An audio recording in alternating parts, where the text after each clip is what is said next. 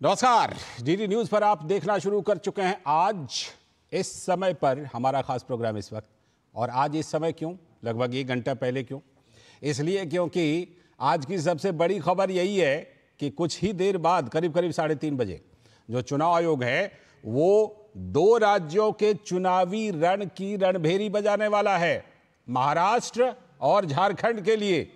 तो आज हमारी सबसे पहली खबर वही होगी कि महाराष्ट्र और झारखंड के लिए जो चुनावी रणभेरी बजेगी उसमें किस तरह के चुनावी समीकरण हैं।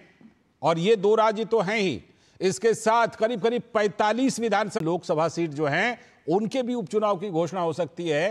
तो ये बड़ी चुनावी लड़ाई की रणभेरी बजने वाली है। तो आज सबसे पहले इस वक्त में उसी पर हम बात करेंगे, और उसके बाद आज की खास चर्चा होगी कि जैसा कि आप जानते हैं कि वक्फ संशोधन बिल, वक्फ बोर्ड संशोधन बिल जो है वो संसद में आने के बाद जेपीसी में गई थी। तो जेपीसी में उस पर चर्चा हो रही है, बैठकें हो रही हैं, लेकिन एक बैठक में एक सवाल पर हंगामा वहां पर पूरा बरपा। और वो सवाल क्या था? वो सवाल ये था जो कर्नाटक से जुड़ा हुआ है। इन दिनों आप कर्नाटक में जमीन घोटाले की बातें सुन रहे होंगे। आरोप वहां के मुख्यमंत्री सिद्धारमैया के ऊपर, कांग्रेस के राष्ट्रीय अध्यक्ष मल्लिकार्जुन खड़गे के परिवार के ऊपर है। तो इसी से जुड़ा हुआ वहां पर एक सवाल उठा कि वक्फ की जमीन पर तो मल्लिकार्जुन खड़गे जी के परिवार ने कहीं पे कब्जा जमा रखा है। तो जब ये रिपोर्ट वहां पर आई तो पूरा हंगामा हुआ। तो इससे जुड़े हुए सवाल पर आज हम सबसे खास चर्चा करेंगे, सबसे बड़ी चर्चा करेंगे अपने खास मेहमानों के साथ। और इसके बाद कि पश्चिम बंगाल की ममता सरकार, ममता बनर्जी सरकार क्या बिल्कुल बहरी बनी हुई है?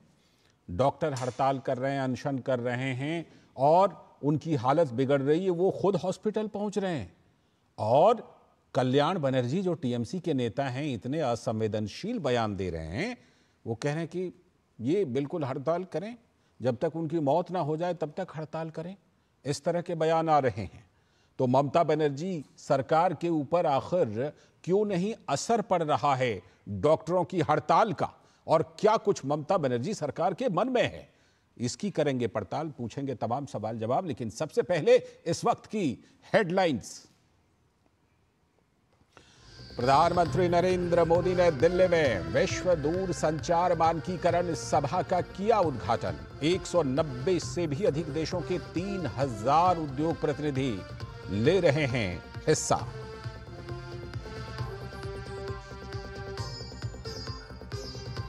प्रधानमंत्री ने 8वें इंडिया मोबाइल कांग्रेस 2024 का भी किया उद्घाटन। पीएम मोदी ने कहा, दुनिया को जोड़ना भारत का मिशन, क्वालिटी सर्विसेज पर भारत का जोर। महाराष्ट्र और झारखंड में विधानसभा चुनाव की आज होने वाली है घोषणा। दोपहर करीब 3:30 बजे निर्वाचन आयोग करेगा प्रेस कॉन्फ्रेंस। झारखंड को लेकर भाजपा केंद्रीय चुनाव समिति की बैठक आज।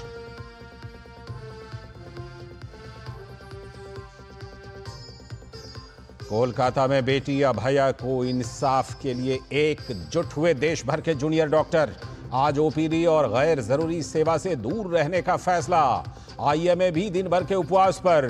सुप्रीम कोर्ट में भी अहम सुनवाई।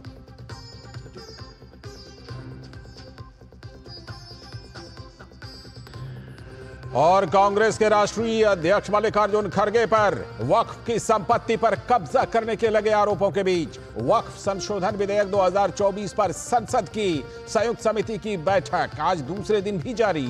अल्पसंख्यक मंत्रालय के अधिकारी बिल पर रख रहे हैं साक्ष्य।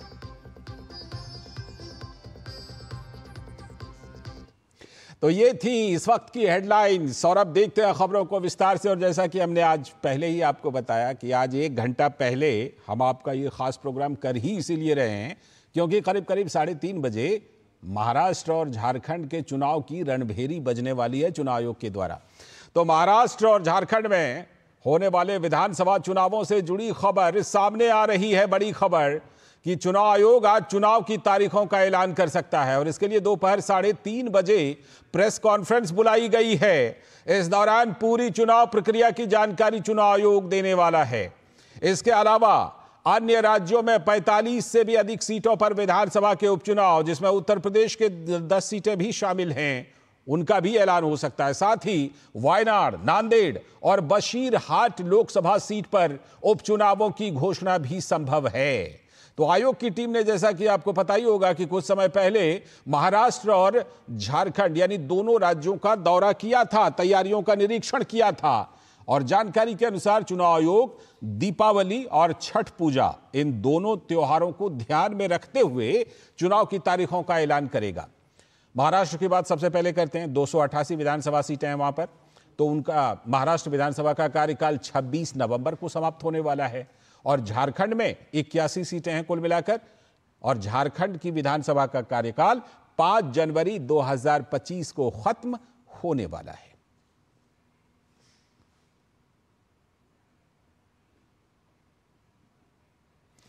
तो भारतीय जनता पार्टी के राष्ट्रीय प्रवक्ता प्रदीप भंडारी ने इन दोनों राज्यों की जो चुनाव के कार्यक्रम आने वाले हैं उसको लेकर क्या प्रतिक्रिया दी है, पहले देख लेते हैं। हेमंत सोरेन जी की तुष्टीकरण वाली सरकार से तंग आ चुकी है, भ्रष्टाचार वाली सरकार से तंग आ चुकी है। महाराष्ट्र में हमारी सरकार ने 2 करोड़ से ज़्यादा महिलाओं तक लाडकी बहना योजना पहुंचाई है। हमने इंफ्रास्ट्रक्चर में सबसे ज़्यादा स्पेंड किया है। वहीं दूसरी तरफ महाविनाश अघाड़ी में कुर्सी की लड़ाई चल रही है। जनता विकास और विनाश में Bharatiya Janata party lead, NDA lead विकास को चुनेगी। और वहीं अनिल देशमुख जो एनसीपी के नेता, उन्होंने कहा कि भाजपा से महाराष्ट्र की जनता परेशान है और इस बार तो महाराष्ट्र में हमारी सरकार आएगी। चुनाव लड़ने जा रहे हैं, इकट्ठा मिलके हम चुनाव को सामने जाएंगे, इकट्ठा लड़ेंगे। बहुत अच्छा तालमेल हमारे बीच में है। जनता महाराष्ट्र की नाराज है और इस चुनाव में ये नाराजी जिस प्रकार से लोकसभा के चुनाव में निकालती उससे भी ज़्यादा तरीके से इस विधानसभा के चुनाव में निकालेंगी। और मैं आपको आज की तारीख में लिख के देता हूँ कि 100% कांग्रेस, राष्ट्रवादी और शिवसेना और मित्रपक्ष की सरकार महाराष्ट्र में आने वाली है। वहीं महुआ मांझी ने कहा कि भाजपा घबरा गई है और इस वजह से चुनाव की जल्दबाजी में झारखंड को लेकर ये प्रतिक्रिया दी। भाजपा जो है, भाजपा अपने हिसाब से देश चलाती है। भाजपा को शायद लगता है कि अगर ज़्यादा टाइम मिल जाएगा तो और ज़्यादा काम कर देंगे। इतना ज़्यादा काम हमारे माननीय हेमंत सोरेन जी ने गठबंधन की सरकार में कर दिया है कि भाजपा घबरा गई है और वो चाह रहे कि किसी तरह से चुनाव कर दिया जाए ताकि और ज़्यादा काम ना हो पाए। वहीं भाजपा ने जेएमएम पर हमला बोलते हुए क्या कुछ कहा, आइए देख लेते हैं। देखिए, हम पूरे तरीके से तैयार हैं और ऐसे भी यहाँ का जो इलेक्शंस था वो ड्यू था और 5 जनवरी तक असेंबली की मियाद पूरी हो रही थी, तो उसके पहले तो इलेक्शंस होना ही था। लेकिन झारखंड मुक्ति मोर्चा किस तरीके से घबरा गया है कि उसने ऑफिशियली पोस्ट किया कि साहब ये मर्डर ऑफ डेमोक्रेसी, ये समय से पहले चुनाव करा रहे। ये सब डर इनका सर चढ़कर बोल रहा है। इनकी कुशासन, भ्रष्टाचार, मिस गवर्नेंस और लूट खसोट के राज का अंत होने वाला है। और जिस तरीके से भारतीय जनता पार्टी को अपार सफलता मिल रही है अपने जो पंचप्रण की घोषणा के बाद, जो हमारा मैनिफेस्टो का पहला हिस्सा था, उसे ये क्लियर हो गया है कि हेमंत सोरेन डायनेस्टी के अंतिम युवराज साबित होंगे और झारखंड मुक्ति मोर्चा की करारी हार होगी। तो दोनों राज्यों में जो चुनाव लड़ने के लिए जो पार्टियां हैं, जो नेता हैं, वो ऐसा लग रहा है कमर कस रहे हैं और कसना भी चाहिए। जाहिर सी बात है कि ये दोनों राज्यों में विधानसभा चुनाव होने वाले हैं 5 साल के बाद और दोनों राज्यों में अपने अलग अलग मुद्दे हैं, अपनी अपनी तैयारियां हैं और जो दल हैं वो तमाम अपनी तैयारियां कर रहे हैं, तमाम मुद्दों को लेकर धार दे रहे हैं। लेकिन सबसे दिलचस्प ये है कि इन दोनों राज्यों में क्या होने वाला है और ये भी कि अभी जो हाल में 2 राज्यों के नतीजे आए थे, जम्मू कश्मीर और हरियाणा के, तो क्या उसका भी कोई असर पड़ सकता है क्या? खासतौर पर हरियाणा चुनाव के नतीजे का कोई असर इन दोनों राज्यों में पड़ सकता है क्या?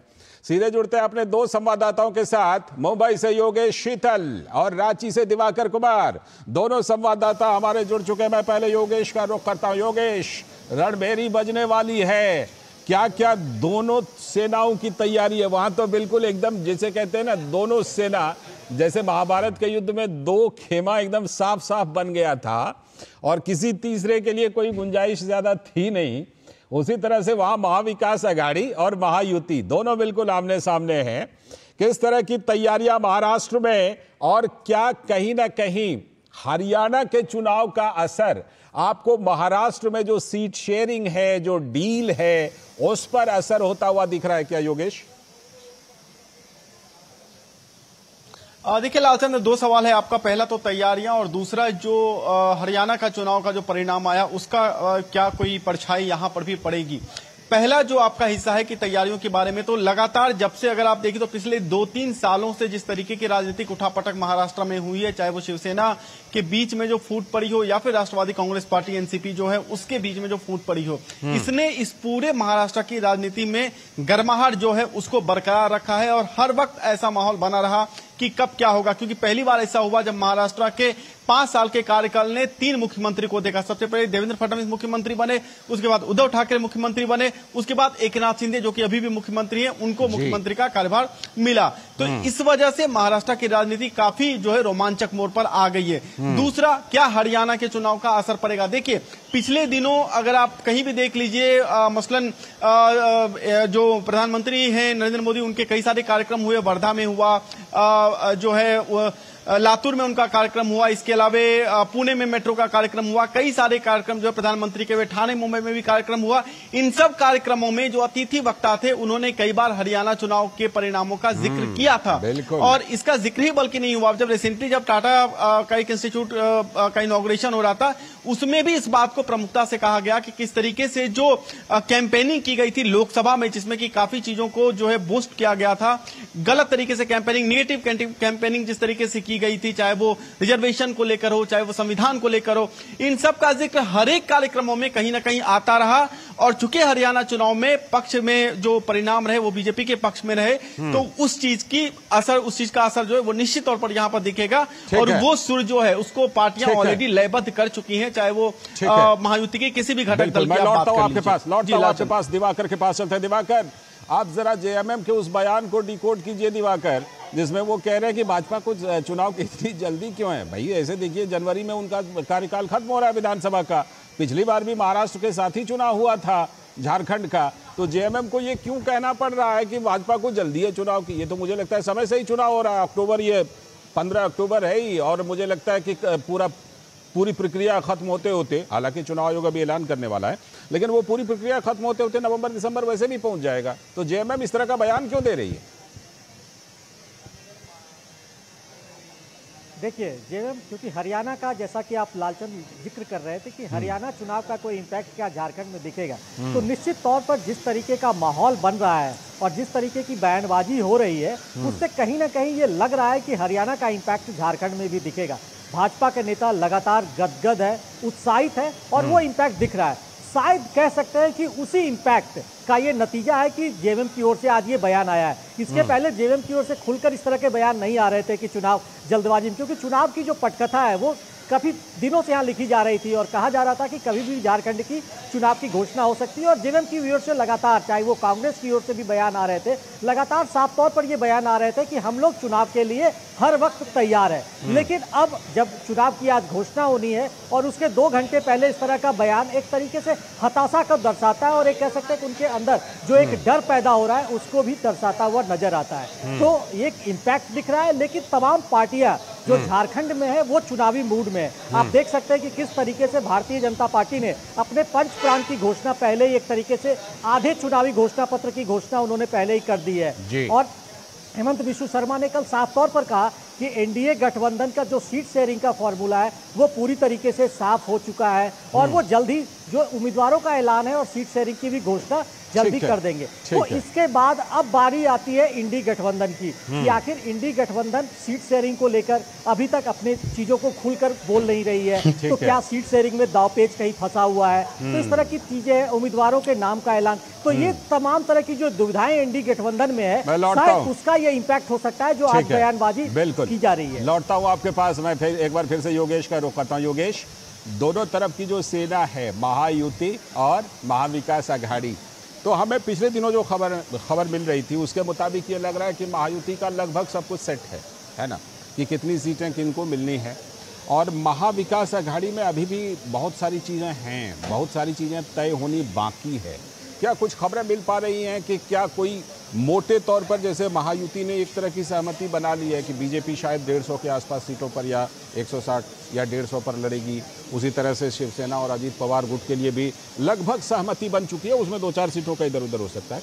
ऐसी कोई सहमति आपको महाविकास आघाड़ी में बनती हुई नजर आ रही है, या फिर ऐसा लग रहा है कि अभी वहां पर यह चलेगा कि उद्धव ठाकरे चाहेंगे कि हमको सीएम प्रोजेक्ट कीजिए और कांग्रेस क्लेम करेगी हम सबसे बड़ी पार्टी क्योंकि लोकसभा में हमारा अच्छा प्रदर्शन, शिवसेना कहेगी नहीं पिछली विधानसभा में तो हमारा सबसे अच्छा प्रदर्शन था तो हम सबसे बड़ी पार्टी, हमारा सबसे बड़ा शेयर।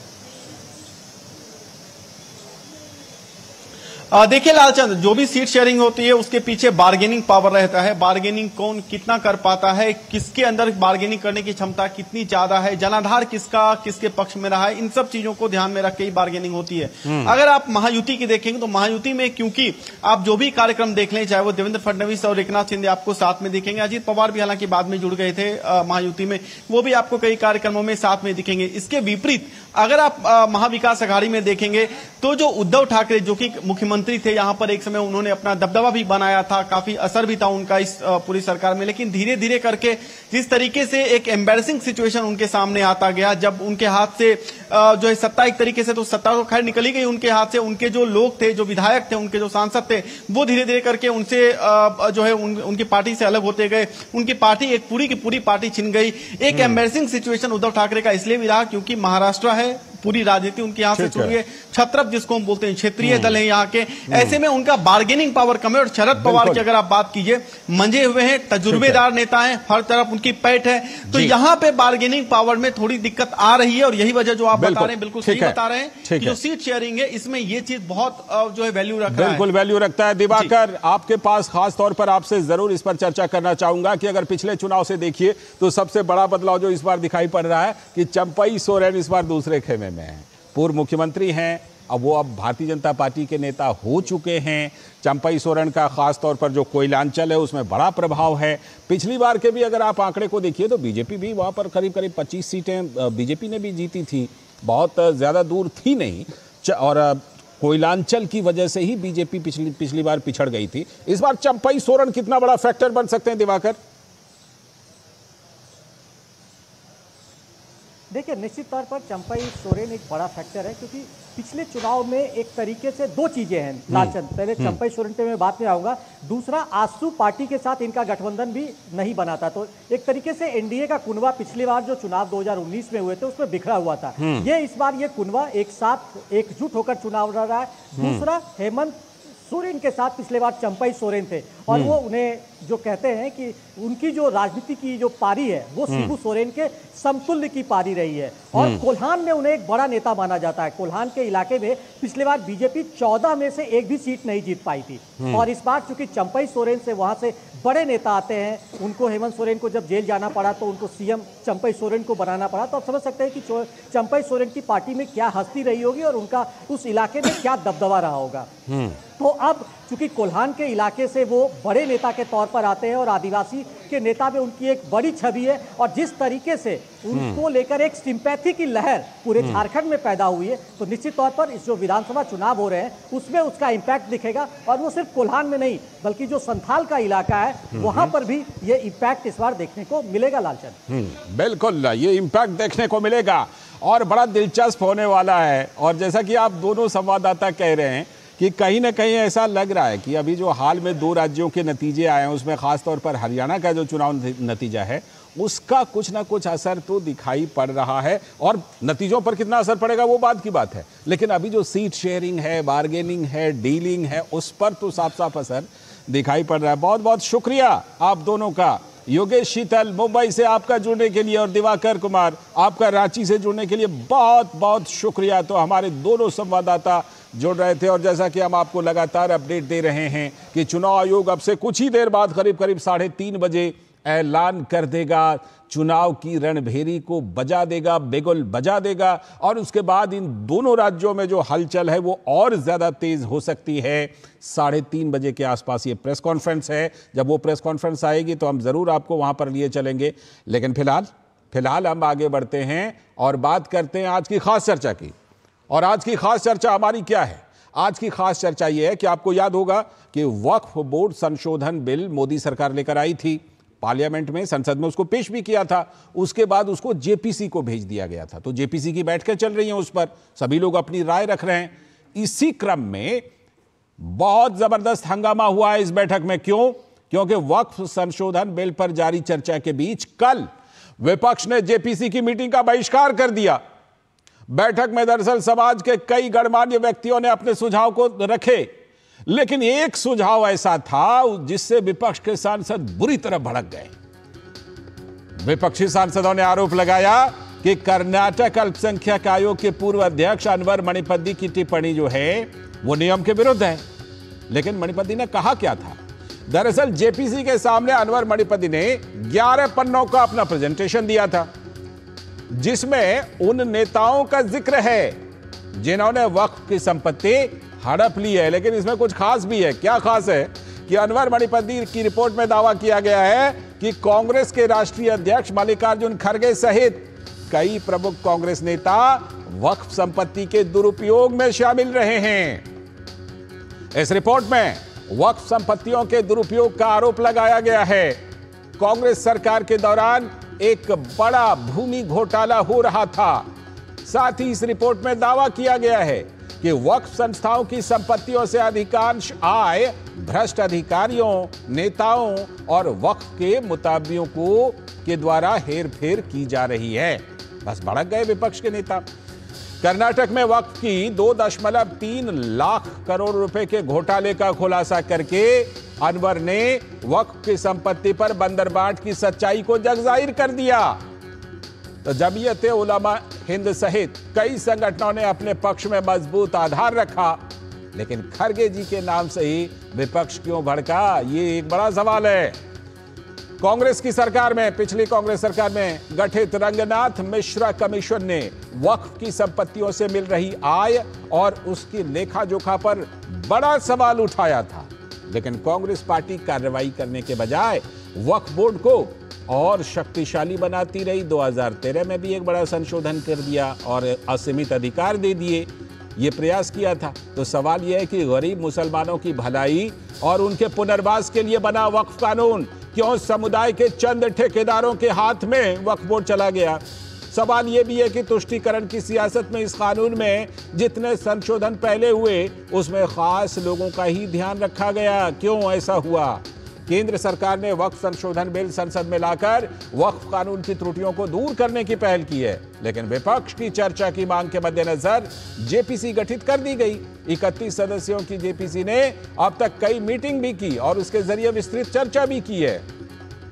इसमें दर्जनों संगठनों ने जेपीसी के सामने अपने सुझाव रखे हैं, लेकिन वोट बैंक की सियासत और व्यक्तिगत स्वार्थ के कारण इसके विरोध को लेकर नए तर्क गढ़े जा रहे हैं।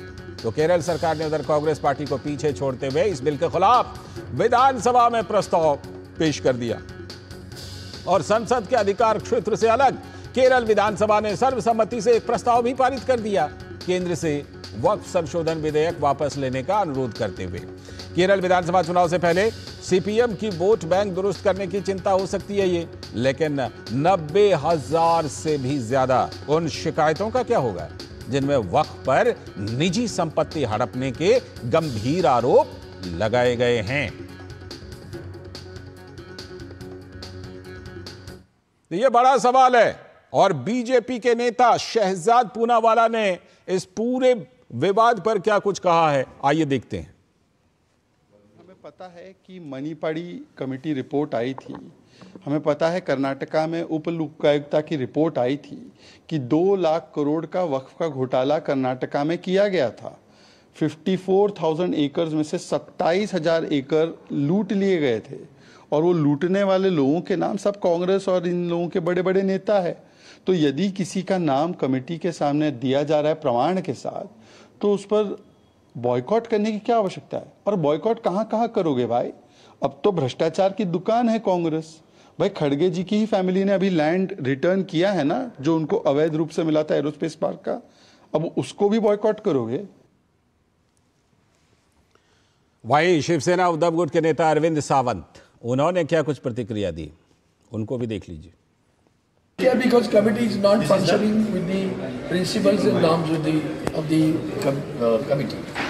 Ethically and principally they are wrong. तो ये सवाल है वक्फ बोर्ड को लेकर के कि जो संशोधन चल रहा है उससे आपत्ति क्या है इन लोगों को, और जो जेन्युइन आपत्ति है उस आपत्ति पर जब बात होती है और उसको लेकर के जब खुलासा होता है कि कब्जा किया किसने, तो लगता है ऐसा है कि हंगामा के जरिए कवर अप करने की कोशिश हो रही है क्या। इसी पर आज खास चर्चा, और ये खास चर्चा खास मेहमानों के साथ।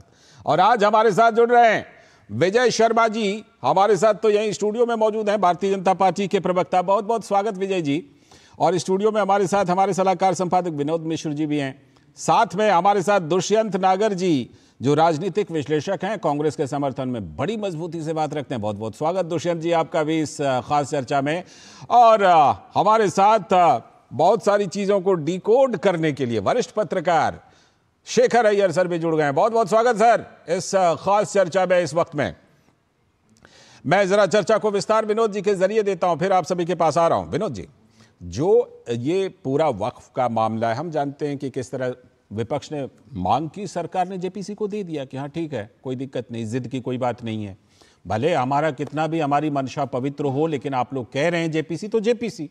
और हमने देखा कि जेपीसी में ऐसे ऐसे लोगों को सदस्य रखा गया जिनके एक सांसद हैं। आप देख लीजिए AIMIM, असदुद्दीन ओवैसी जेपीसी के उस कमेटी के मेंबर है।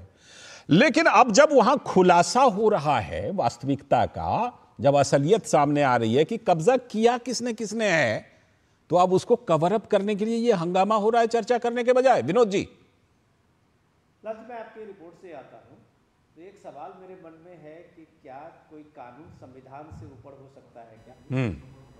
अरे यार, कोई कानून संविधान से ऊपर होने का दावा करते हुए व्यवस्था बनाए तो क्या उसको चुनौती नहीं दी जा सकती है क्या? इन सारे सवालों के बीच में देखिए कि जब ये वक्फ संशोधन बिल संसद पर लोकसभा में रखते हुए जो माइनॉरिटी मिनिस्टर है किरण रिजिजू, उन्होंने एक सवाल किया थोड़ा सा मैं यहाँ माफी के साथ रोकना चाहूंगा, बाद में इस चर्चा को करेंगे। फिलहाल चलते हैं राष्ट्रपति द्रौपदी मुर्मू अल्जीरिया में सीदी अब्दुल्ला विज्ञान और प्रौद्योगिकी पोल विश्वविद्यालय पहुंच गई हैं और संबोधित कर रही हैं। Dean of the university, esteemed leaders and the academic faculty, distinguished alumni of the university, my dear students, namaskar, good morning and marhaba.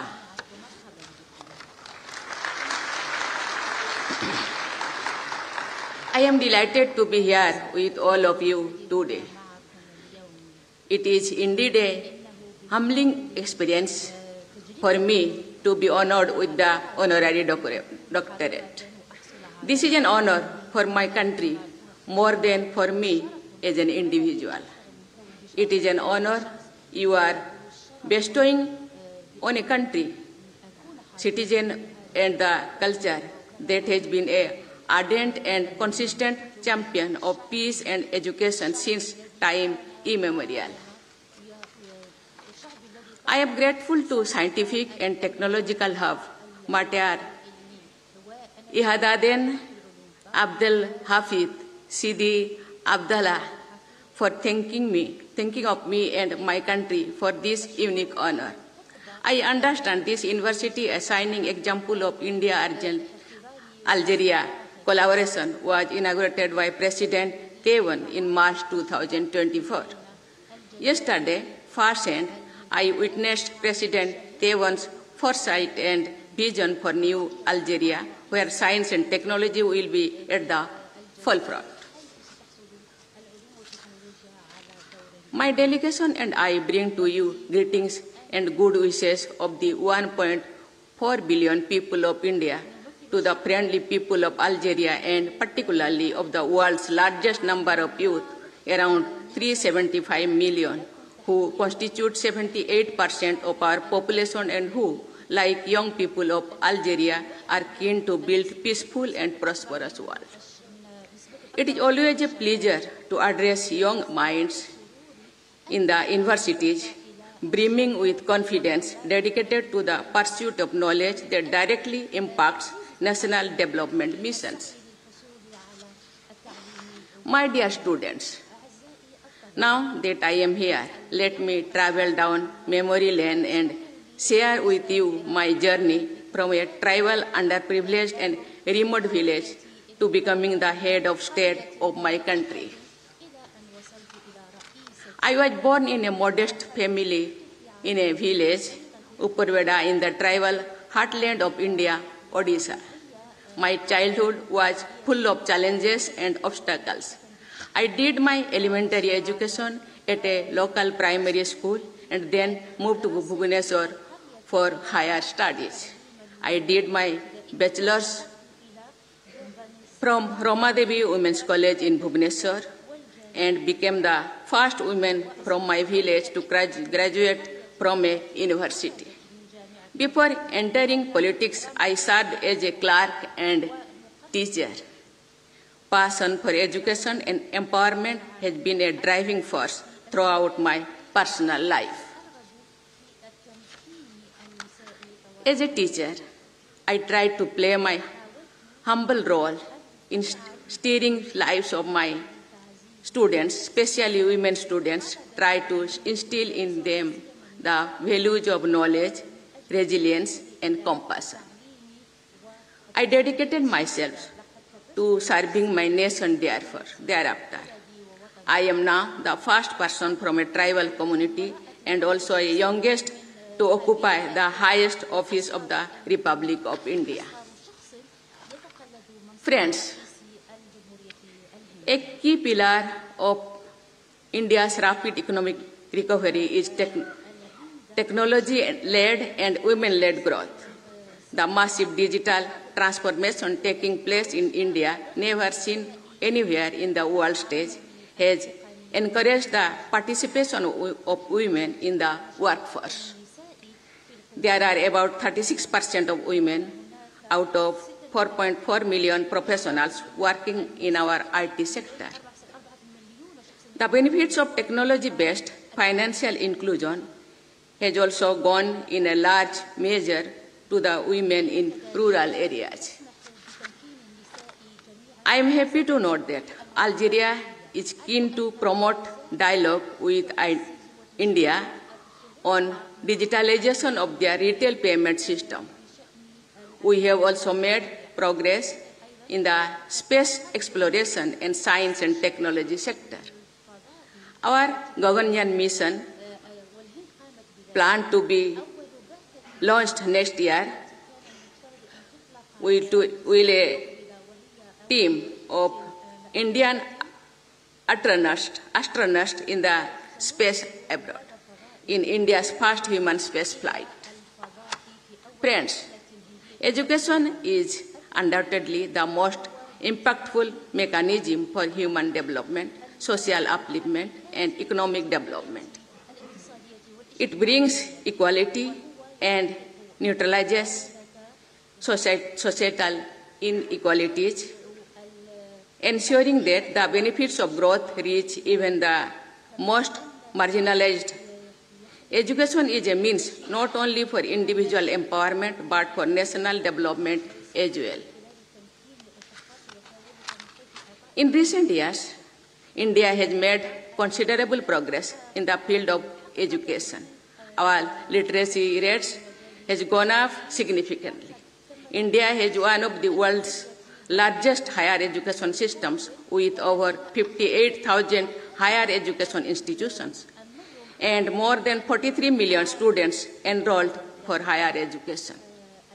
Over the past decade alone, we have created nearly 400 new universities, 5,300 new colleges, 75 new institutions of national importance, 14 new All India Institution of Medical Sciences, 7 new Indian Institutes of Technologies, and 7 new Indian Institutes of Management, with half of the new institutions located in rural areas. With the objectives of develop students as enlightened citizens and to lead India into the knowledge economy of tomorrow, Government of India has brought several reforms in its education sector. The goal of our recently introduced new National Education Policy 2020 is to transform the education system at all levels. The policy also opens avenues for collaboration with foreign educational institutions. I want to draw your attention to our flagship program called Indian Technical and Economic Cooperation, popularly known as ITEC program. Under this initiative, so far 31,000 Africans and 155 Algerians have availed of the benefits of this program. It is a matter of pride for us that ITEC alumni have carved a niche for themselves in their respective countries. Many of them have become ministers, senior diplomats, government officials, and leading entrepreneurs. I urge government of Algeria to utilize this unique opportunity being offered by the Indian government. India provides quality education at a fraction of the cost of Western institutions to ever-increasing number of students from Africa, including from Algeria. We also offer several scholarships and fellowships to African students. I invite educational institutions, governmental departments, and youth of Algeria to take advantage of various initiatives of Government of India. Friends, India-Algeria relations date back to the days of the Algerian liberation struggle against colonialism, when India advocated the cause of Algerian independence at the United Nations and other international fora. Following Algerian independence and the establishment of the diplomatic relations in July 1962, this policy orientation brought India and Algeria closer, and our friendly relations continue to this day.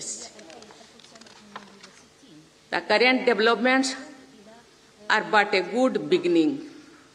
Our relations are a long way from reaching their potential, which can be achieved by the hard-working young people of our two nations. I am convinced of the power of youth of this country and truly believe in their capabilities to take Algeria on a path of glorious development.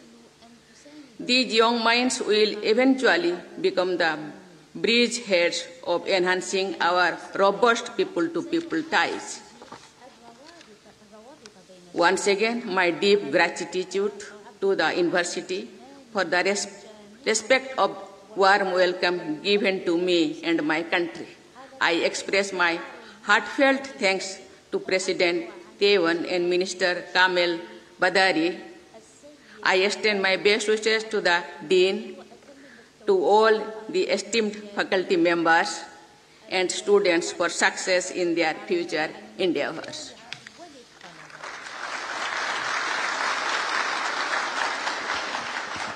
To my young friends, may you be the enlightened citizens of New Algeria and a vibrant bridge building relations between India and Algeria. Today, a new chapter has been added to our historic ties. Thank you. Shukrana.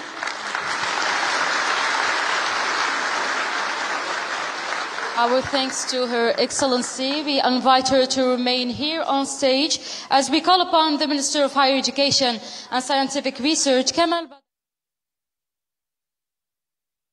Algeria से देख रहे थे और Algeria की राजधानी Algiers में राष्ट्रपति द्रौपदी मुर्मू, जैसा कि आप जानते हैं कि इन दिनों वहां की यात्रा पर हैं, वहां पर उन्होंने अल्जीयर्स में सीदी अब्दुल्ला विज्ञान और प्रौद्योगिकी पोल विश्वविद्यालय गई थी और वहां पर वो संबोधित कर रही थी। उसी का सीधा प्रसारण आप देख रहे थे। और अब हम जरा आपको दिखाते हैं कि रेल मंत्री अश्विनी वैष्णव ने मंगलवार को महाराष्ट्र के देवलाली से बिहार के दानापुर के लिए शेतकारी समृद्धि विशेष किसान रेलगाड़ी को वीडियो कॉन्फ्रेंसिंग के जरिए हरी झंडी दिखाकर रवाना किया। यह विशेष रेलगाड़ी नासिक से किसानों के साथ साथ उनकी उपज को भी महाराष्ट्र से देश के दूसरे राज्यों में पहुंचाएगी। महाराष्ट्र के किसानों को अब इस विशेष किसान रेलगाड़ी से प्याज, अंगूर और अन्य कृषि उत्पादों को समय रहते हुए दूर दराज के इलाकों में लेकर जाने में सहूलियत होगी। इस ट्रेन में छोटे बड़े सभी किसानों के कृषि उत्पादों के लिए पार्सल वैन के साथ साथ जनरल कोच भी होगा, जिसमें किसान सफर भी कर सकेंगे। पायलट प्रोजेक्ट के तौर पर अन्नदाताओं के लिए शुरू की गई इस विशेष रेलगाड़ी की सफलता को ध्यान में रखते हुए आगे ऐसे और भी किसान हितैषी रेलगाड़ियों की शुरुआत की जाएगी। आज की ये जो पहली ट्रेन है अपने देवलाली से चलेगी दानापुर की तरफ। इसमें रास्ते में स्टॉपेजेस बहुत अच्छे तरीके से दिए गए हैं।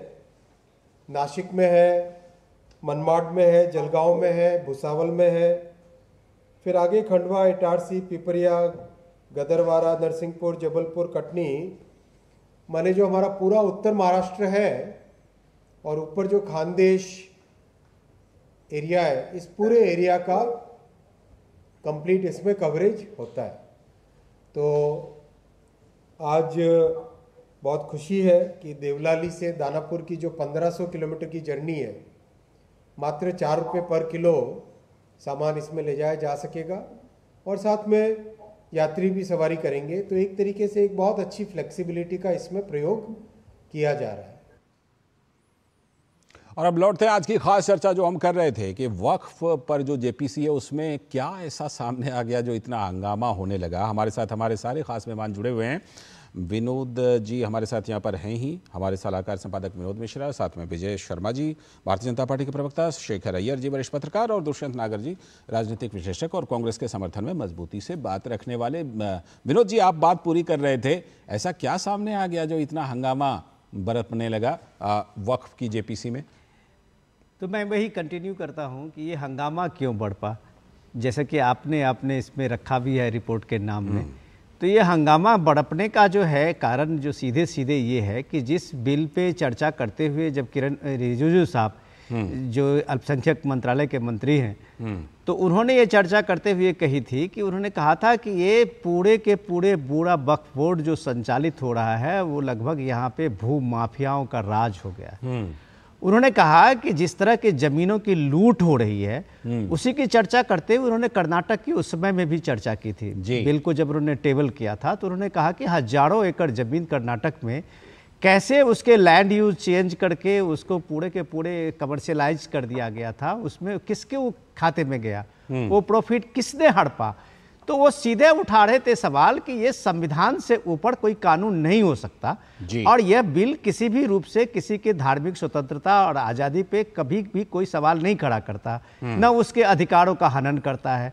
लेकिन इसके बावजूद अगर जो इस बिल पे लगातार जेपीसी में आप देख रहे हैं कि लगभग 10 मीटिंग हो चुकी है, लोग अपने अपने तर्क और अपने अपने चीज़ों को लेके आ रहे हैं। उसके साथ आपने ये भी देखा कैंपेन चला कि इस बिल के आ जाने के बाद, कानून बनने के बाद मस्जिद छिन जाएंगे, ये छिन जाएंगे, मुसलमानों के अधिकार छिन जाएंगे। लेकिन ये सवाल किसी ने नहीं रखा जो कल कर्नाटक के जो फॉरवर्ड माइनॉरिटी जो कमीशन के जो वहाँ अध्यक्ष थे, उन्होंने जब ये बात अपने 11 पेज की रिपोर्ट को खुलासा किया और उन्होंने कहा कि वक्फ की जमीनों की कैसे लूट और बंदरबाट कांग्रेस की सरकार में हुई है, उसमें पार्टी अध्यक्ष मल्लिकार्जुन खड़गे के सहित में 5-6 कांग्रेस के नेताओं का नाम लिया, तो वो बवाल हुआ और वही हंगामा बढ़पने का बिल्कुल वो हंगामा। अब सवाल ये है कि मुडा स्कैम के बाद और सिद्धार्थ बिहार स्कैम के बाद जब खुलासा हुई और इसके साथ ये वक्फ का वो सीक्वेंस जुड़ा, तो शायद कांग्रेस को अब ये लगने लगा है कि बायकॉट से अलावा उनके पास कोई चारा नहीं होता, कि उनके पास कोई तर्क नहीं है। बिल्कुल, लेकिन कांग्रेस का क्या तर्क है इसके लिए? जुड़े तो थे दुष्यंत नागर जी, अभी फिलहाल हमसे जुड़े हुए नहीं हैं, लेकिन शायद फिर से जुड़ जाएंगे तो उनका तर्क जरूर जानेंगे। पहले शेखर सर के पास चलते हैं। शेखर सर, मतलब अगर कहा जाए तो असलियत आने, झूठ तो ज्यादा देर तक चलता है नहीं, असलियत सामने आने लगी तो हंगामा बरपने लगा। बिल्कुल लालचंद जी, देखिए ये कानून की आवश्यकता क्यों पड़ी, ये संशोधन बिल क्यों लाया गया।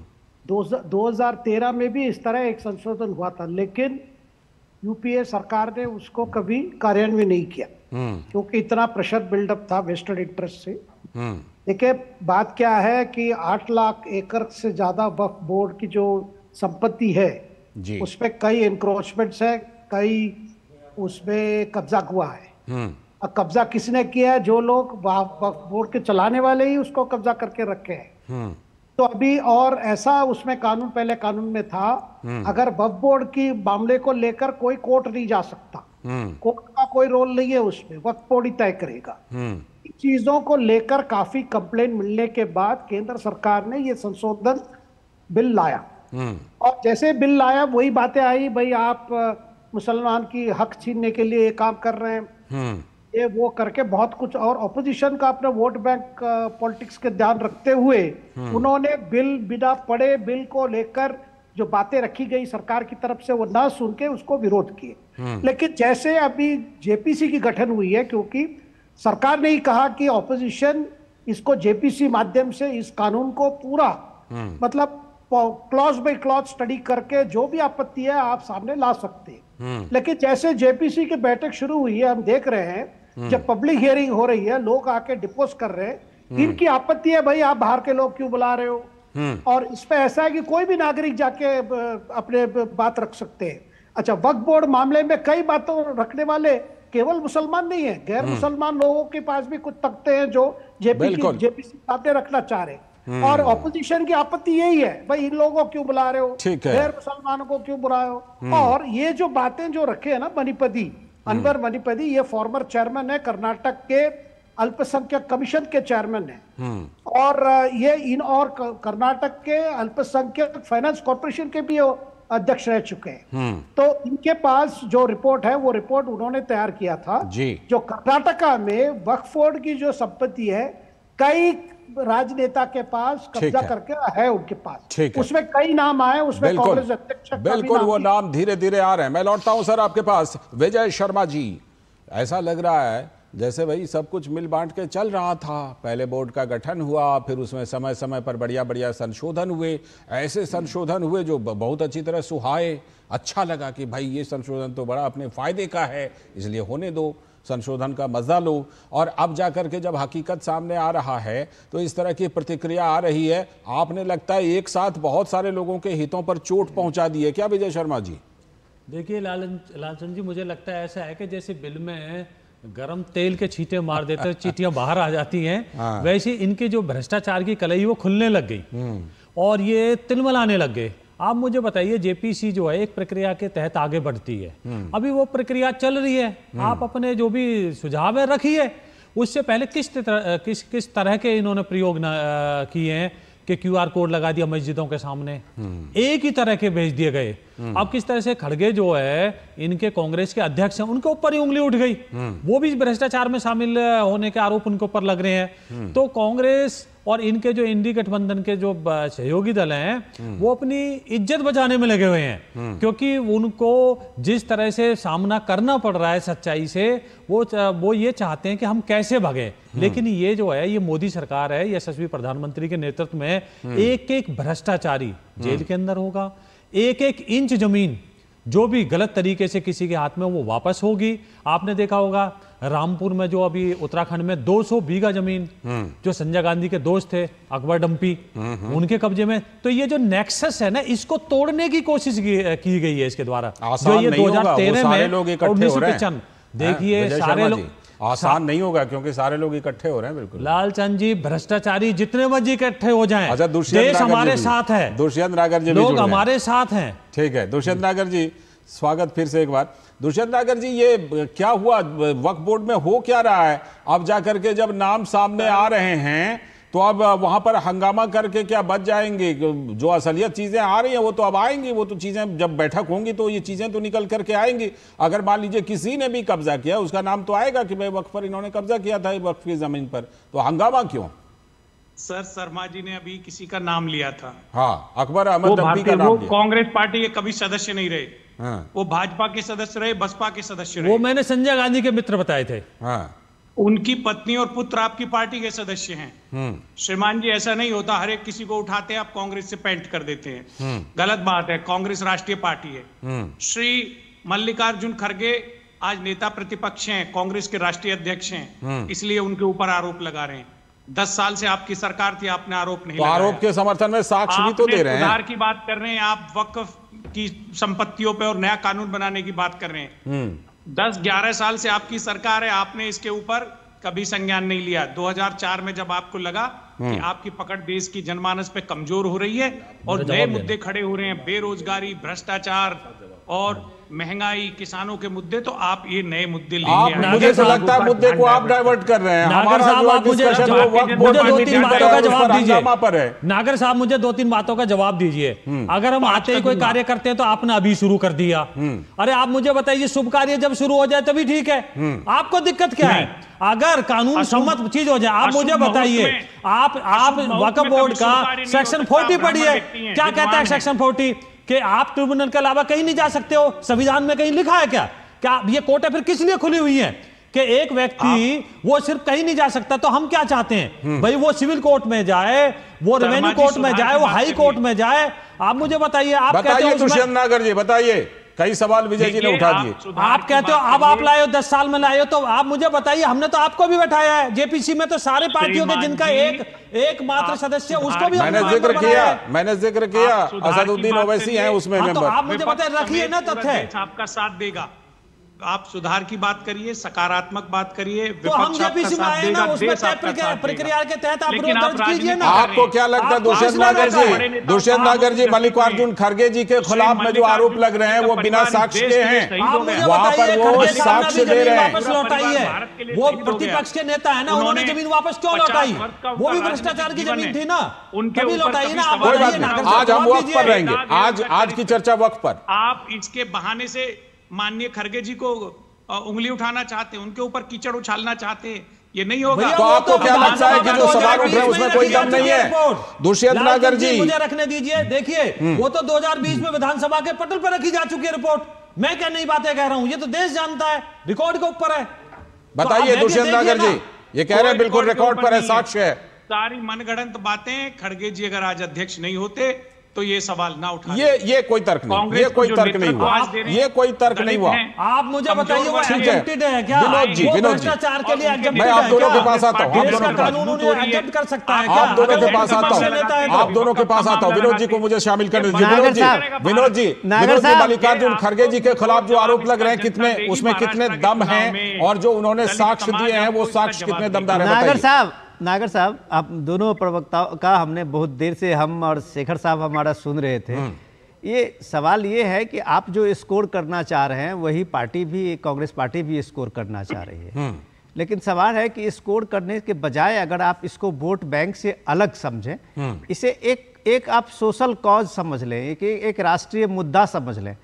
अभी रानी लक्ष्मीबाई की मूर्ति लगने के साथ जो ईदगाह के मैदान में लगा, आप देख लीजिए बेवजह हंगामा कर किस तरह से हुआ कि एक रानी राष्ट्रीय नायक के मूर्ति लगने पे विरोध इसलिए हुआ कि वो मस्जिद के सामने के पार्क, डीडीए पार्क को बता दिया गया। ये देख लीजिए कोर्ट ने क्या फैसला दिया, और जब कोर्ट का इंटरवेंशन हुआ तब जाके वहां वो दिल्ली डीडीए जो है वहां मूर्ति लगा पाई, और उसके पहले वो नहीं लगा पाई थी। ये सब बात रहने दीजिए। तो हजारों इंपॉर्टेंट चीज ये बहस का है, नागर साहब जरा आप इंटेलेक्चुअल आदमी हैं, केरल विधानसभा ने प्रस्ताव पारित किया है, शेखर साहब ज्यादा बेहतर बताएंगे आपको। वक्फ संशोधन बिल पार्लियामेंट में, लोकसभा में मंत्री किरण रिजिजू ने रखा, उसकी चर्चा अभी हो रही है, जेपीसी है।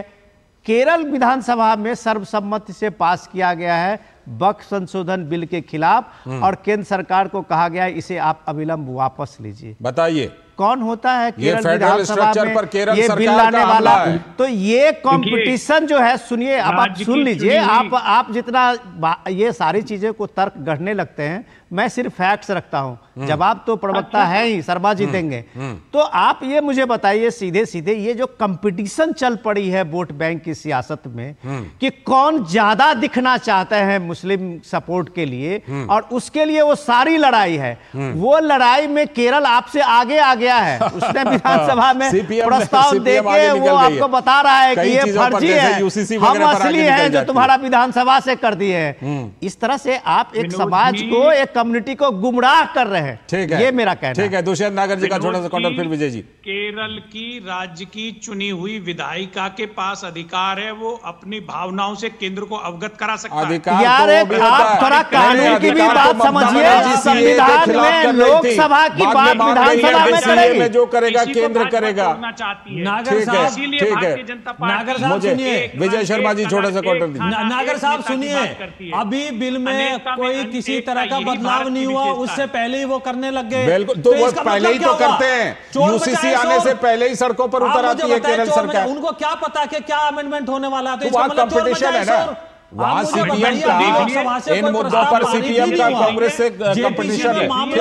ठीक है, उसमें वहां कम्युनिस्ट भी। शेखर सर को मुझे लाने दीजिए। शेखर सर जो बातें आ रही हैं, ये बताइए कि आमतौर पर राज्य जो है वो केंद्र के ऊपर कहते हैं कि केंद्र ने हमारे अधिकार में यहां हस्तक्षेप कर दिया, लेकिन जिस तरह का केरल सरकार कर रही है फेडरल स्ट्रक्चर पर, तो मुझे लगता है केरल सरकार हमला कर रही है अगर इस तरह की चीजें कर रही है तो। लालचंद जी, ये देखे सीधा सीधा 2024 में केरला में चुनाव है, वहां पे मुस्लिम वोट को लेकर कांग्रेस के नेतृत्व में यूडीएफ और वामपंथी के नेतृत्व में जो एलडीएफ, उन दोनों के बीच में होड़ लगी है। और इस बार लोकसभा चुनाव में सीपीएम की बहुत पूरी पराजय हुई है, केवल एक सीट मिला है 20 सीट से जी। और इसके साथ वक्फ जो संशोधन बिल के साथ वही हो रहा है जो पहले ट्रिपल तलाक के साथ हो रहा था, कानून के साथ। उससे पहले सिटीजनशिप अमेंडमेंट में एक्ट के साथ हुआ था कि पहले से एक मैंने दिया उदाहरण, ममता बनर्जी इसी तरह कह रही थी सीए नहीं लागू होने देंगे, बाद में मान गई कि ये तो सेंटर से होगा। कानून की पूरे ये ना समझ के वो कानून को ऐसा अगर आप नैरेटिव शुरू कर देंगे ये माइनॉरिटीज खिलाफ है, मुसलमान के हक छीनने की बात है, तो ये सुधार क्यों लाया गया? ये सुधार किस आधार पर लाया जा रहा है? ये मुसलमान समुदाय से ही कंप्लेंट है। बिल्कुल। दुष्यंत नागर जी आपका छोटा जवाब। चाल चरित्र और चेहरा सामने आ गया। दुष्यंत नागर जी दीजिए जवाब। ये घबराए हुए हैं, इनकी चोरी पकड़ी जाएगी। क्या इसीलिए हंगामा हो रहा है क्योंकि चोरी पकड़ी जा रही है? देखिए, ये बिल लाने से पहले केंद्र सरकार को क्या चाहिए था, वक्फ बोर्ड के साथ में और मुस्लिम धर्म के जो बुद्धिजीवी हैं, जो उनके एनजीओ हैं, जो समाज में सुधार के लिए काम करते हैं, उनके साथ राय मशवरा करते। आपने राय मशवरा किया नहीं, आप तो सिर्फ अपना एक नेता की नागर साहब, जेपीसी से बड़ा राय मशवरा है क्या? आप कह रहे हैं, बताइए मुझे। आप कह रहे हैं जैसे राजीव गांधी सरकार ने शाहबानो मामले में राय मशविरा किया और उसको मान लिया, उसी तरह करना चाहिए था, है ना? बड़ा है क्या जेपीसी? अदरवाइज आपका जेपीसी कहां लाने वाले थे आप? तो ठीक है, अब तो जेपीसी आ गई, अब हंगामा क्यों कर रहे हैं? आप आराम से बात रखिए वहां पर अपनी अपनी। अब तो आइए ना, चर्चा कीजिए ना। अब तो जेपीसी है ना, करेंगे चर्चा। लेकिन अगर हंगामा क्यों? जब असलियत सामने आ रही है तो हंगामा क्यों? चलिए, इस पर हम लगातार सवाल पूछते रहेंगे। फिलहाल बहुत बहुत शुक्रिया दुष्यंत नागर जी, विजय शर्मा जी, शेखर सर, आपका भी बहुत बहुत शुक्रिया, और विनोद जी आपका भी इस चर्चा में जुड़ने के लिए बहुत बहुत शुक्रिया। तो आज की ये चर्चा कि लग तो यही रहा है कि जो जिनको फायदा हो रहा था, अब जब उनके नाम सामने आ रहे हैं तो लगता है कि घबराहट हो रही है और हंगामा इसी वजह से हो रहा है। फिलहाल आज के इस वक्त में इतना ही, लेकिन डीडी न्यूज पर खबरों और कार्यक्रमों का सिलसिला लगातार जारी है। नमस्कार।